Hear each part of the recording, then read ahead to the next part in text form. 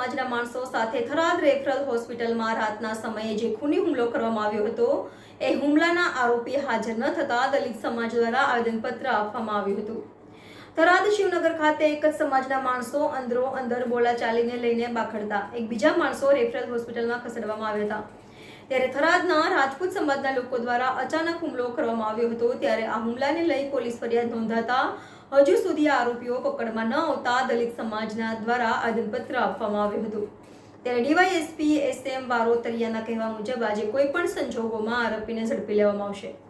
આગળની કાર્યવાહી આરોપી પકડ બાદ થરાદ પોલીસ કરશે। રિપોર્ટર વિજય ત્રિવેદી, NN ન્યૂઝ, થરાદ।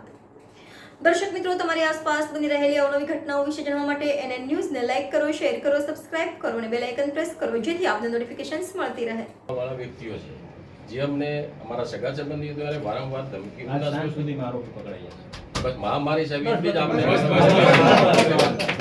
ન્યાય મળવો જોઈએ। અમારા બીજી કોઈ સાંજ સુધીમાં પકડીને આપણે કોર્ટ ધન્યવાદ।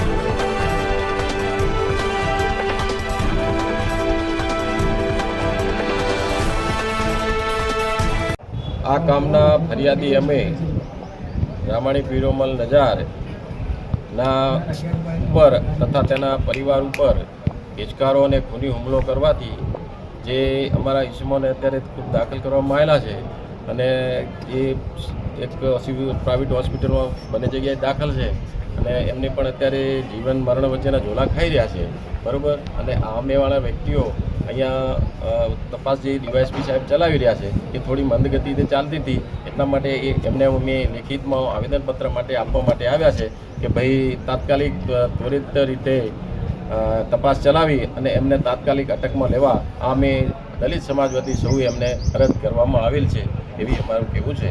અસ્તુ।